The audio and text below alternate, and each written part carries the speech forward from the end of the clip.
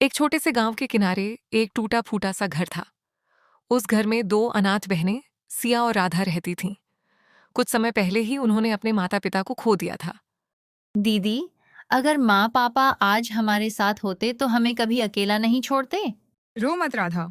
माँ पापा भले ही हमारे साथ नहीं हैं, लेकिन उनकी सीख हमेशा हमारे साथ है। मुझे यकीन है कि एक दिन हमारी जिंदगी बदल जाएगी। सिया और राधा अपने छोटे से घर में अकेली रहती थीं। उनके पड़ोस में ही उनके चाचा मोहन और चाची कमला का बड़ा घर था। देखो जी, तुम्हारे भाई की बेटियां अब भी उस घर में रह रही हैं। उनके माँ बाप की छोड़ी हुई जमीन भी तो है। हाँ कमला, मैं भी यही सोच रहा हूँ। अगर वह घर और जमीन हमारे नाम हो जाए तो हमारी जिंदगी और आसान हो जाएगी। माँ बाप के जाने के बाद सिया और राधा के पास कमाने वाला कोई नहीं था। सिया घर के छोटे मोटे काम करके कुछ पैसे कमाती थी और उसी से दोनों बहनों का गुजारा चलता था।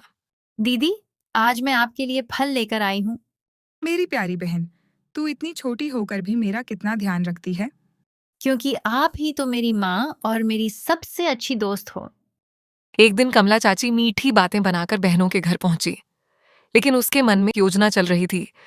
अरे बेटियों, तुम दोनों अकेली कितना काम करोगी? यह कागजों पर बस हस्ताक्षर कर दो। मैं तुम्हारी सारी जिम्मेदारी ले लूंगी। चाची, पहले हमें बताइए कि इन कागजों में क्या लिखा है। अरे, तुम मुझ पर शक कर रही हो?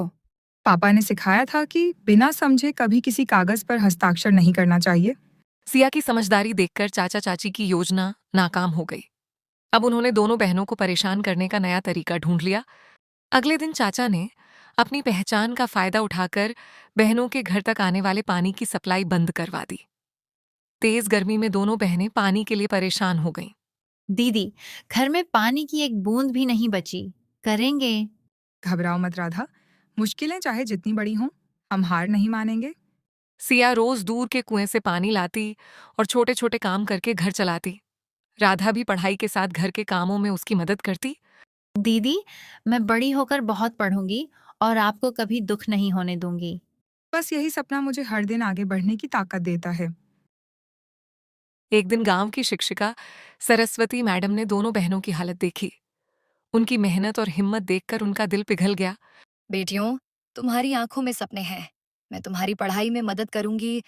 मैडम जी, आपने हमारे लिए इतना सोचा, इसके लिए हम हमेशा आपके आभारी रहेंगे। धीरे धीरे पूरे गांव को चाचा चाची की हरकतों के बारे में पता चलने लगा। लोग दोनों बहनों की हिम्मत की तारीफ करने लगे। देखो, इतनी छोटी उम्र में भी ये दोनों कितनी बहादुरी से जीवन जी रही हैं। गांव वालों का समर्थन देखकर कमला और भी जलने लगी। उसने बहनों के बारे में झूठी बातें फैलानी शुरू कर दी। इन दोनों को इतना सहारा मत दो। ये तो बस लोगों की सहानुभूति लेना जानती हैं। सिया ने हार मानने के बजाय अपने घर के बाहर एक छोटी सी चाय और नाश्ते की दुकान शुरू की।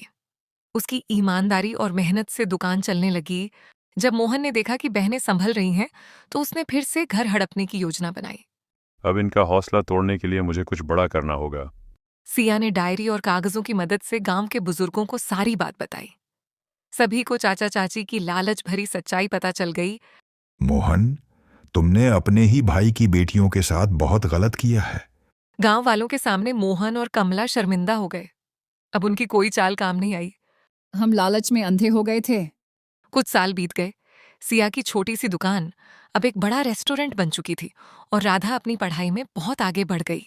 दीदी, आपकी मेहनत ने हमारी किस्मत बदल दी। नहीं राधा, यह हमारी मेहनत और हमारे माता पिता की सीख का फल है। समय का पहिया घूम चुका था। मोहन और कमला आर्थिक परेशानी में आ गए और उनके पास मदद मांगने के लिए कोई नहीं बचा। काश हमने उन बच्चियों के साथ बुरा व्यवहार न किया होता। उन्होंने हमारे साथ गलत किया था, लेकिन हम उनके जैसे नहीं बनेंगे। हाँ दीदी, माँ पापा ने हमें माफ करना सिखाया था। सिया और राधा ने अपने संघर्ष, मेहनत और अच्छे संस्कारों से अपनी किस्मत बदल दी। उन्होंने साबित कर दिया कि गरीबी और मुश्किलें इंसान को कमजोर नहीं बल्कि मजबूत बना